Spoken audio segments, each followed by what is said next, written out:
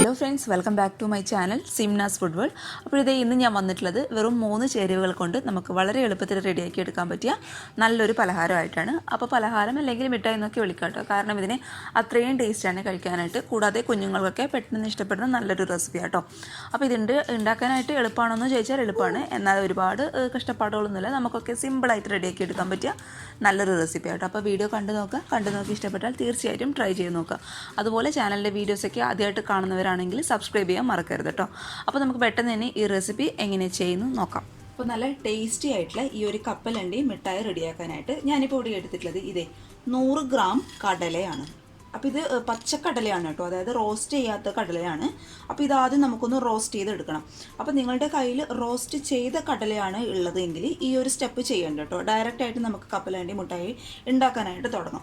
അപ്പോൾ ഇത് പച്ചക്കടല ആയതുകൊണ്ട് ആദ്യം തന്നെ നമുക്കിതൊന്ന് റോസ്റ്റ് ചെയ്ത് കൊടുക്കാം. അതിനായിട്ട് ഞാനിവിടെ ഒരു പാൻ വെച്ച് കൊടുത്തിട്ടുണ്ട്. പാൻ അല്ലെങ്കിൽ ചീനച്ചട്ടി എടുക്കാം കേട്ടോ. അതിലോട്ട് നമ്മൾ എടുത്ത് വെച്ചാൽ 100 ഗ്രാം കടല ഇട്ട് കൊടുക്കുക. ഇനി ഇത് നന്നായിട്ട് നമുക്ക് റോസ്റ്റ് ചെയ്ത് എടുക്കാം. ഇതിൻ്റെ ആ ഒരു തൊലിയൊക്കെ കടലയിൽ നിന്ന് ഇങ്ങനെ വിട്ട് വരണം. നമ്മളിങ്ങനെ കൈ വെച്ച് തൊട്ട് നോക്കുമ്പോൾ ഇങ്ങനെ വിട്ട് വരണം. അതാണ് അതിൻ്റെ കറക്റ്റ് പരുവം എന്ന് പറയുന്നത്. ഇതിപ്പോൾ ശരിക്കും ആയിട്ടില്ല, നന്നായിട്ട് റോസ്റ്റ് ചെയ്യണം കേട്ടോ.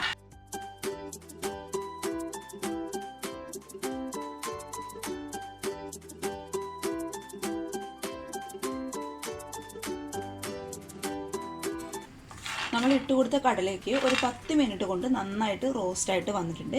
അതിൻ്റെ പരുവം എങ്ങനെ മനസ്സിലാക്കുകയെന്ന് വെച്ചാൽ, ഒരു കടലയെടുത്ത് നന്നായിട്ട് റോസ്റ്റായ ഒരു കടലയെടുത്ത് നമ്മളിങ്ങനെ പ്രസ് ചെയ്ത് കഴിഞ്ഞാൽ ഇതിൻ്റെ തൊലി പെട്ടെന്ന് വിട്ട് വരും. ചൂടുണ്ട് കേട്ടോ, തൊലി പെട്ടെന്ന് വിട്ട് വരികയും ചെയ്യും. പിന്നെ ഈ ഒരു പാർട്ട് ചൂടാറിക്കഴിഞ്ഞാൽ നമ്മൾ കഴിക്കുമ്പോൾ നല്ല ക്രിസ്പി ആയിട്ടും വരണം കേട്ടോ. അപ്പോൾ അതാണ് അതിൻ്റെ കറക്റ്റ് പരുവെന്ന് പറയുന്നത്. ഇനി നമുക്കിതൊരു പാത്രത്തിലോട്ട് ചൂടാറാനായിട്ട് മാറ്റി വെക്കുക കേട്ടോ. അപ്പോൾ ചൂടാറിക്കഴിഞ്ഞാൽ കംപ്ലീറ്റ് ഈ കടലയുടെ തൊലിയൊക്കെ അങ്ങ് കളഞ്ഞു വെക്കുക. എന്നിട്ട് നമുക്കിത് നന്നായിട്ട് ചൂടാറണം. അതിനുശേഷം നമുക്ക് തൊലി കൈ വെച്ചിട്ട് ഇങ്ങനെ പൊളിച്ചെടുക്കാനായിട്ട് പറ്റത്തുള്ളൂ. അപ്പോൾ നമുക്കിത് ചൂടാറുന്നത് വരെ ഒന്ന് വെയിറ്റ് ചെയ്യാം. കടലയുടെ ചൂടൊക്കെ കംപ്ലീറ്റ് ആയിട്ട് മാറിയിട്ടുണ്ട്. ഇനി നമുക്കിതിൻ്റെ സാധാരണ നമ്മൾ കടലയിലൊക്കെ തൊലി കളയില്ലേ, അതുപോലെ തന്നെ ഇതിനെ പതുക്കെ പ്രസ് ചെയ്ത് കഴിഞ്ഞാൽ ഇതിൻ്റെ തൊലി വേറെ കടല വേറെ വിട്ട് വരും കേട്ടോ.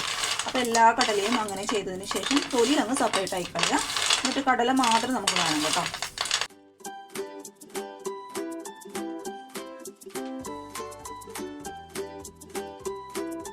കടലയുടെ തൊലി ഞാൻ കംപ്ലീറ്റ് ആയിട്ട് കളഞ്ഞിട്ടുണ്ട്. ജസ്റ്റ് 1 മിനിറ്റ് കൊണ്ടൊക്കെ നമുക്ക് തൊലി കളയാനായിട്ട് പറ്റും കേട്ടോ. അതിനായിട്ട് ഞാൻ നല്ലൊരു ടിപ്പ് പറഞ്ഞുതരാം. നേരത്തെ നമ്മൾ ചെയ്ത പോലെ കൈ വെച്ചിട്ട് കടലയുടെ തൊലി ആദ്യം അങ്ങ് കളഞ്ഞേക്കുക. അതിനുശേഷം നമ്മൾ ചോറ് ആയിക്കഴിഞ്ഞാൽ വെള്ളമൊക്കെ ഊറ്റാൻ വേണ്ടിയിട്ട് ഉപയോഗിക്കുന്ന ഇങ്ങനെയുള്ളൊരു പാത്രം കയ്യിലുണ്ടെങ്കിൽ അതെടുക്കാം. എന്നിട്ട് അതിലോട്ട് നമ്മൾ കടലയും തൊലിയും ഒക്കെ എല്ലാം ഒരുമിച്ചിട്ടതിന് ശേഷം ജസ്റ്റ് ഇങ്ങനെ ഒന്ന് ഇങ്ങനെ ആക്കി കൊടുക്കുമ്പോൾ തന്നെ കടല വേറെ തൊലി വേറെ ആയിട്ട് വരും. ഈ ഒരു സൈഡിലായിട്ട് തൊലി വരും, ഈ ഒരു ഭാഗത്തായിട്ട് കടലയും വരും. അത് ജസ്റ്റ് ഒന്ന് ഊതി കൊടുക്കുകയാണെങ്കിൽ തൊലി അങ്ങ് പാറിപ്പോയിക്കൊള്ളും കേട്ടോ. കടല മാത്രമായിട്ട് ഇതിലോട്ട് നമുക്ക് അങ്ങനെ കിട്ടും. അപ്പോൾ അങ്ങനെ നമുക്ക് എളുപ്പത്തിൽ കടലയുടെ തൊലി പൊട്ടാനായിട്ട് പറ്റും കേട്ടോ. തൊലിയൊക്കെ കളഞ്ഞ കടല 100 ഗ്രാമാണ് കേട്ടോ. അപ്പോൾ ഈ ഒരു കടല എന്ന് പറയുന്നത് മിക്സിയുടെ ജാറിലിട്ട് നമുക്കൊന്ന് പൊടിച്ചെടുക്കണം. അപ്പോൾ പൊടിച്ചെടുക്കുമ്പോൾ ശ്രദ്ധിക്കുക, ഒരുപാട് അങ്ങ് പൊടിച്ചെടുക്കാനായിട്ട് പാടില്ല. നമുക്ക് ഈ ഒരു മിഠായി കഴിക്കുമ്പോൾ കടല കുറച്ച് കടിക്കാനായിട്ട് കിട്ടണം. അതിനായിട്ട് മിക്സിയുടെ ജാറിലിട്ട് ജസ്റ്റ് ഒന്ന് വിപ്പ് ചെയ്തെടുക്കുക. ഒരുപാട് അരഞ്ഞു പോകരുത് കേട്ടോ, അപ്പോഴാ മിഠായിയുടെ ആ ഒരു ടേസ്റ്റ് കിട്ടില്ല. ജസ്റ്റ് വിപ്പ് ചെയ്തെടുത്തിട്ട് ഞാൻ പെട്ടെന്ന് വരാം. കടല ഒന്ന് വിപ്പ് ചെയ്തെടുത്തിട്ടുണ്ട്. ഞാൻ ശരിക്കും സൂം ചെയ്ത് കാണിച്ചു തരാം കേട്ടോ. ചില പീസ് നന്നായിട്ട് പൊടിഞ്ഞിട്ടുണ്ട്, എന്നാൽ ചില പീസ് ഒന്ന് കടിക്കാനായിട്ട് ഉണ്ടും കേട്ടോ. അപ്പോഴാണ് ആ മിഠായിക്ക് കറക്റ്റായിട്ടുള്ള ടേസ്റ്റ് ഉണ്ടാവുക. അത് നമുക്ക് ഒരു പാത്രത്തിലോട്ട് മാറ്റി കൊടുക്കാം. അപ്പോൾ 100 ഗ്രാം കടലയ്ക്ക് ഞാനിവിടെ എടുത്തിട്ടുള്ളത് 100 ഗ്രാം ശർക്കരയാണ്. അപ്പോൾ എത്രയാണോ കടല എടുക്കുന്നത് അത്ര ഗ്രാം ശർക്കര എടുക്കാനായിട്ട് നോക്കുക കേട്ടോ. അപ്പോൾ ഇതെന്ന് പറയുന്നത് ഈ ഒരു കടലയ്ക്ക് 100 ഗ്രാം ശർക്കര എന്ന് പറയുന്നത് കണക്കായിട്ടുള്ള മധുരമായിരിക്കും കേട്ടോ. ഒരുപാട് കൂടുതലും അല്ല, എന്നാൽ ആവശ്യത്തിന് മധുരമുണ്ട്. അപ്പോൾ നിങ്ങൾക്ക് കൂടുതൽ മധുരം വേണമെന്നുണ്ടെങ്കിൽ 150 ഗ്രാം മുതൽ 200 ഗ്രാം വരെ ശർക്കര എടുക്കാം കേട്ടോ. അപ്പോൾ 100 ഗ്രാം എന്ന് പറയുന്നത് ഇത്ര വലുപ്പത്തിലുള്ള ശർക്കര വരും. പിന്നെ ഒരു 1/4 കപ്പോളം ചിരകിയ തേങ്ങയും കൂടി ഞാൻ എടുത്തിട്ടുണ്ട്. ഇനി നമുക്ക് ഈ ശർക്കര ഒന്ന് ഉരുകാൻ ആവശ്യമുള്ള 1/2 കപ്പോളം വെള്ളം ഒഴിച്ചു കൊടുക്കാം കേട്ടോ. ഇത് നമ്മുടെ ശർക്കരയൊക്കെ ഈ ഒരു പാനിയിൽ കിടന്നിട്ട് നന്നായിട്ട് ഉരുകിയിട്ടുണ്ട്. ഇങ്ങനെയല്ല കേട്ടോ, ഇതൊന്ന് ഈ ഒരു ലായനി എന്ന് പറയുന്നത് ഒന്ന് കുറുകി വരണം. അപ്പോഴാണ് നമ്മൾ ഇതിലോട്ട് തേങ്ങ ഇട്ട് കൊടുക്കാൻ പോകുന്നത്. ഈ ഒരു സ്റ്റേജിലല്ല, ഇതൊന്ന് ടൈറ്റ് ആവണം. അപ്പോഴാണ് കറക്റ്റ് പരമെന്ന് പറയുന്നത് കേട്ടോ. അപ്പോൾ അതുവരെ നമുക്കിതിങ്ങനെ അടിയിൽ പിടിക്കാതെ ഇളക്കി കൊടുക്കാം.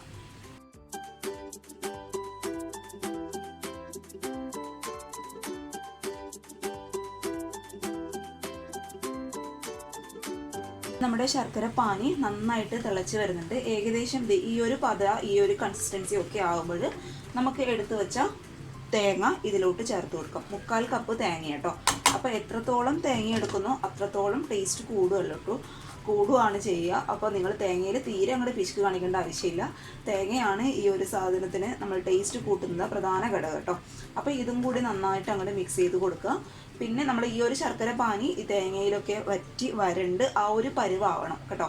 അതുവരെ നമുക്ക് നന്നായിട്ട് ഇതങ്ങ് ഇളക്കി കൊടുക്കാം. കൈ വിടാതെ ഇളക്കണം കേട്ടോ. അപ്പോൾ ശർക്കര പെട്ടെന്ന് അടി പിടിക്കുന്ന സാധനമാണ്. അതുകൊണ്ട് കൈ വിടാതെ നന്നായിട്ട് അങ്ങോട്ട് ഇളക്കി കൊടുക്കുക.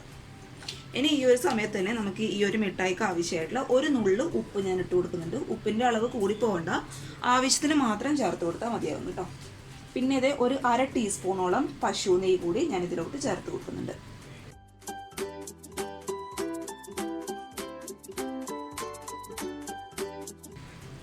നമ്മൾ ഇട്ട് കൊടുത്ത തേങ്ങയും വെല്ലമൊക്കെ ഏകദേശം നന്നായിട്ട് സെറ്റായിട്ട് വന്നിട്ടുണ്ട്. ഇത് ഈ ഒരു പരുവാവണം കേട്ടോ. തേങ്ങയുടെ ആ ഒരു പച്ച സ്മെൽ ഉണ്ടാവില്ല, അത് കംപ്ലീറ്റ് ആയിട്ട് പോയി ശർക്കരയുടെ മണം നന്നായിട്ട് വരണം. ആ ഒരു സമയത്ത് നമുക്ക് നമ്മൾ എടുത്തു വെച്ച കടല കംപ്ലീറ്റ് ആയിട്ട് ഇതിലോട്ട് ഇട്ട് കൊടുക്കാം. നല്ലൊരു ടേസ്റ്റുള്ള ഒരു മുട്ടായി കേട്ടോ. അപ്പോൾ എനിക്ക് തോന്നുന്നു എല്ലാവരും ഉണ്ടാക്കി നോക്കുക. എൻ്റെ സ്പെഷ്യൽ റിക്വസ്റ്റാന്ന് തന്നെ കൂട്ടിക്കോളൂ. കടലയൊക്കെ കയ്യിൽ കിട്ടുമ്പോൾ തീർച്ചയായിട്ടും ഉണ്ടാക്കി നോക്കണം കേട്ടോ. നല്ല ടേസ്റ്റാണ്. നിങ്ങൾ ഒരിക്കലും ഉണ്ടാക്കി നോക്കിയാൽ പിന്നെ അധികവും ഉണ്ടാക്കി നോക്കും. അത്ര ടേസ്റ്റാണ് കഴിക്കാനായിട്ട് കേട്ടോ. അപ്പോൾ മധുരമൊക്കെ ഇഷ്ടപ്പെടുന്നവർക്ക് തീർച്ചയായിട്ടും നല്ലൊരു പലഹാരമായിരിക്കും. ഇനി ഇതെല്ലാം കൂടി നന്നായിട്ട് അങ്ങോട്ട് മിക്സ് ചെയ്ത് കൊടുക്കുക. നമ്മുടെ ഈ ശർക്കര നന്നായിട്ട് വറ്റണം. ആ ഒരു പരുവം എത്തുന്നവരെ നന്നായിട്ട് അങ്ങോട്ട് ഇളക്കി കൊടുക്കുക കേട്ടോ. നമ്മുടെ നാട്ടിലൊക്കെ ഇതിനെ ബിണ്ടിയ എന്നൊക്കെ പറയും കേട്ടോ. നിങ്ങളുടെ ഓരോരുത്തരുടെ നാട്ടിൽ എന്താ പറയുകയെന്ന് എനിക്കറിയില്ല. ഇനി ഇത് നന്നായിട്ട് അങ്ങോട്ട് മിക്സ് ചെയ്ത് കൊടുക്കുക. ഇതിൻ്റെ ഈ ഒരു വെള്ളത്തിൻ്റെ പരുവെന്ന് പറയുന്നത്, കൺസിസ്റ്റൻസി എന്ന് പറയുന്നത് ഒട്ടും ഉണ്ടാകാൻ പാടില്ല കേട്ടോ.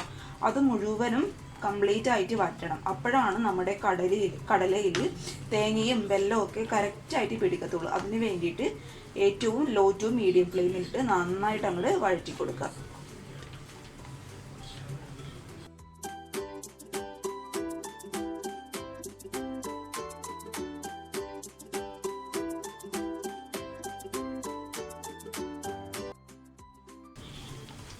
നിങ്ങൾക്ക് വേണമെന്നുണ്ടെങ്കിൽ ഒരു 1/4 ടീസ്പൂണോളം ഏലക്ക പൊടിച്ചത് ചേർത്ത് കൊടുക്കാം കേട്ടോ.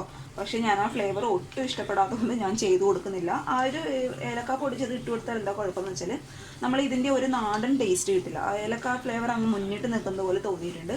അതുകൊണ്ട് ഞാൻ ഇട്ട് കൊടുക്കുന്നില്ല കേട്ടോ. നിങ്ങൾക്ക് ആ ഫ്ലേവർ കഴിക്കാൻ ഇഷ്ടമുണ്ട് എന്നുണ്ടെങ്കിൽ അത് ഒരു 1/4 ടീസ്പൂൺ വേണ്ട, അതിലും കുറവ് ഏലക്ക പൊടിച്ചത് ചേർത്ത് കൊടുത്തോളൂ. ഇതിൻ്റെ വെള്ളം വറ്റിയത് എങ്ങനെയാണ് മനസ്സിലാവുന്നത് വെച്ചാൽ, സാധാരണ നമ്മൾ വെള്ളം ഉണ്ടാകുന്ന സമയത്ത് നമുക്കിത് സ്പൂൺ ഇട്ട് ഇളക്കാനായിട്ട് എളുപ്പമായിരിക്കും. എന്നാൽ ഒന്ന് വെള്ളം വറ്റിക്കഴിഞ്ഞാൽ നമുക്കിത് സ്പൂണ് കറക്റ്റായിട്ട് സ്മൂത്തായിട്ട് അങ്ങോട്ട് നീങ്ങില്ല കേട്ടോ. ഇച്ചിരി കൈയൊക്കെ വേദനിക്കാനായിട്ട് തുടങ്ങും. ആ ഒരു സമയത്ത് സ്റ്റവ് അങ്ങോട്ട് ഓഫ് ചെയ്താൽ മതി. അപ്പോൾ അതിൻ്റെ അർത്ഥം ഇത് നന്നായിട്ട് ടൈറ്റായിട്ട് വന്നിട്ടുണ്ടെന്നാണ് കേട്ടോ. അപ്പോൾ ആ ഒരു സമയത്ത് സ്റ്റവ് അങ്ങോട്ട് ഓഫ് ചെയ്യുക. അപ്പോൾ ഇത് ഏകദേശം ആയിട്ടുണ്ട്. ഇനി നമുക്ക് സ്റ്റവ് അങ്ങോട്ട് ഓഫ് ചെയ്യാം.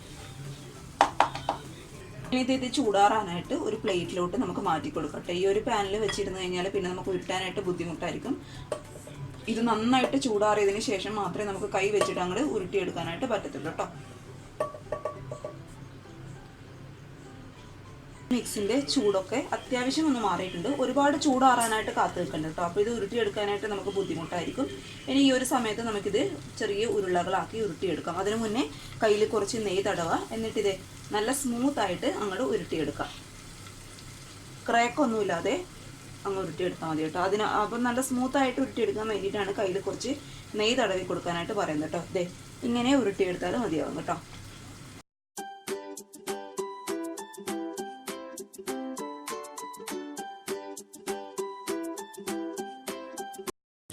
അപ്പോൾ ഇത് കംപ്ലീറ്റ് ആയിട്ട് ഞാനിവിടെ ഉരുട്ടിയെടുത്തിട്ടുണ്ട്. അപ്പോൾ എല്ലാവരും ട്രൈ ചെയ്ത് നോക്കണം കേട്ടോ തീർച്ചയായിട്ടും. കാരണം കുഞ്ഞുങ്ങൾക്കൊക്കെ ഇഷ്ടപ്പെടുന്ന നല്ലൊരു റെസിപ്പിയാണ്. പിന്നെ ഇത് ഉണ്ടാക്കി കഴിഞ്ഞാൽ നിങ്ങൾ കുറച്ച് കൂടുതൽ ഉണ്ടാക്കുകയാണെങ്കിൽ ടൈറ്റ് ആയിട്ടുള്ള ഒരു കണ്ടെയ്നറിൽ അടച്ച് വെച്ച് ഫ്രിഡ്ജിലൊന്നും സൂക്ഷിക്കേണ്ട ആവശ്യമില്ല, പുറത്ത് തന്നെ സൂക്ഷിച്ചാൽ മതി. പിന്നെ ഒരുപാട് ചൂടൊക്കെയുള്ള ഏരിയയിലെ ആൾക്കാരാണെങ്കിൽ ഒന്ന് ഫ്രിഡ്ജിൽ സൂക്ഷിച്ച് വെച്ച് നമ്മൾ കഴിക്കുന്നതിന് ഒരു അരമണിക്കൂർ മുന്നേ ഒന്ന് പുറത്തെടുത്ത് വെക്കുക കേട്ടോ. അപ്പോൾ എല്ലാവരും ട്രൈ ചെയ്ത് നോക്കുക. ട്രൈ ചെയ്ത് നോക്കിയിട്ട് നിങ്ങളുടെ അഭിപ്രായങ്ങളൊക്കെ അറിയിക്കുക. അതുപോലെ ചാനലിലെ വീഡിയോസൊക്കെ കണ്ട് ഇഷ്ടപ്പെടുകയാണെങ്കിൽ സബ്സ്ക്രൈബ് ചെയ്യാനും ലൈക്ക് ചെയ്യാനും ഷെയർ ചെയ്യാനും മറക്കരുത് കേട്ടോ. അപ്പോൾ നാളെ ഒരു നല്ല വീഡിയോ ആയിട്ട് കാണും വരെ thank you for watching Simnas food world. By.